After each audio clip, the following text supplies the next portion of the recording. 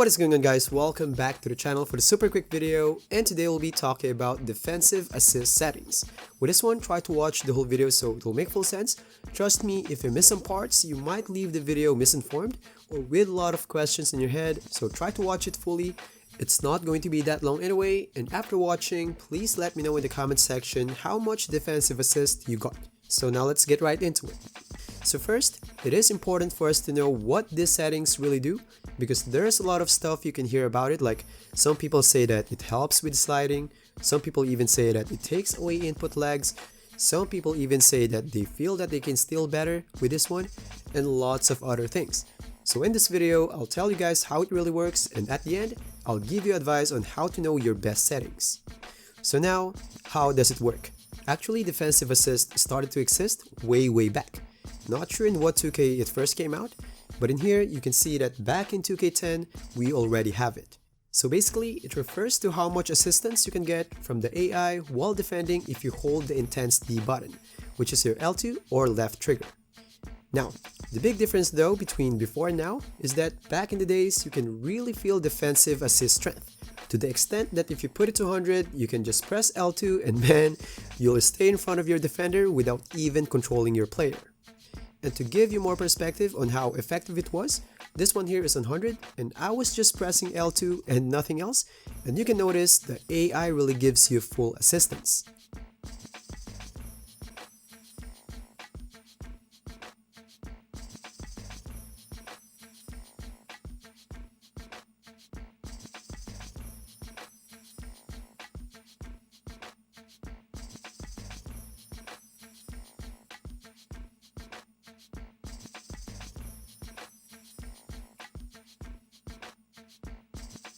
And here's how 50 looks like.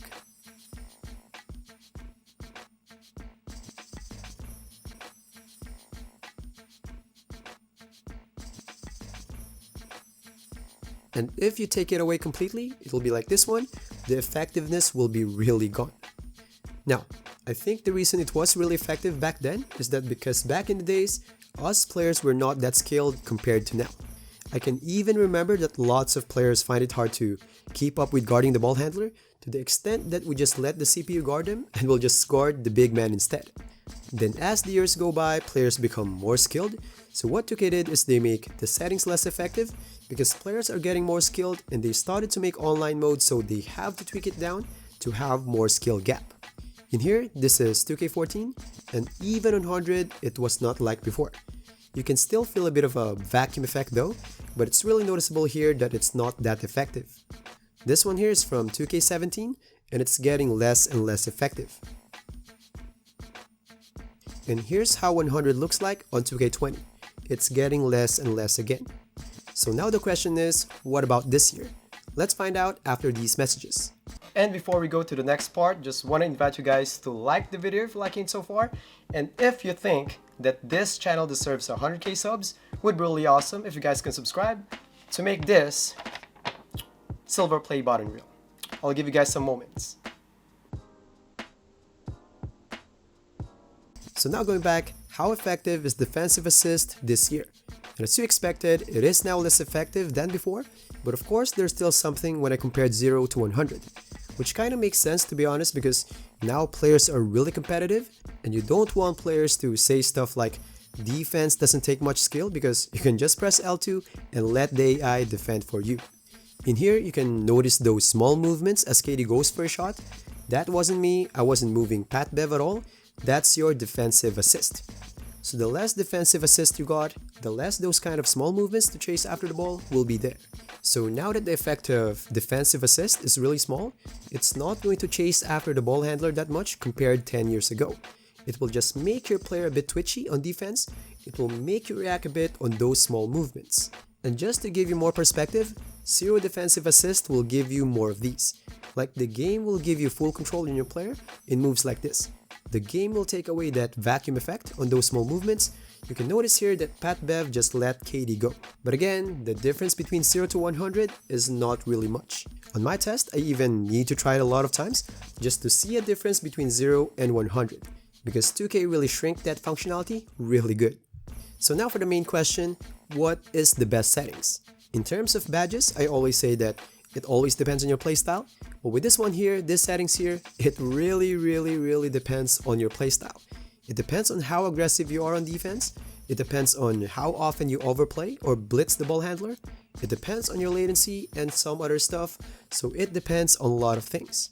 If I give you a solid number, for example, I say that the best is 25, then that will be a misinformation because I don't even know how you play or what your latency is. So you need to find your own sweet spot depending on your playstyle. So you don't want to put much because it will make you overcommit on defense, and you don't want to put too small because it's really good to be twitchy on defense, so you'll kind of butter some of those small animations of the ball handler. So my main advice is test settings on 100 on lots of games. I'm not talking about a couple of games, I'm talking about 20 to 30 games, so you can really feel what it is like. You really need to test it in a lot of games because the effect is too small. Then after that, test for 0 for a lot of games as well. Then after that, you'll start to feel what you want. One more advice is as you tweak it in a huge increment. Don't try to tweak it by 5 only, then just play a couple of games. Trust me, it is hard to feel it that way. Whatever you may feel, maybe that's just placebo effect, or just, changes in the game. Maybe the other game, the ball handler was just so aggressive, so it makes you overcommit on lots of plays, and the other couple of games he tried to stay low, making you feel like you're really stable on your defense, or maybe the latency fluctuates mid-game, or some other small details that will make you feel that other plays are different to each other. So I really advise to test it on a lot of games and tweak it by a large increment, probably after testing 100 and 0, maybe try 50, then go for 25 after. To be honest, maybe just try 4 points, 0, 25, 50, and 100, then just test in a lot of games to find your sweet spot. If you do it on small increments with less games, it will just mislead you.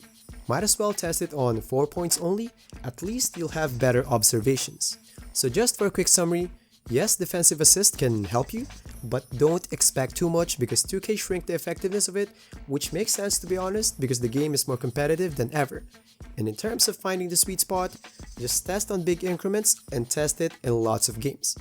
Again, please let me know in the comments section based on your experience, what is the best one for you, just to, give others a head start before they start looking for their own sweet spot. So that's all for the video. If you guys like it, please smash that like button and please consider subscribing for more videos. And don't forget to drop by the channel for lots of other contents. And as always, stay safe and happy gaming, guys. Peace.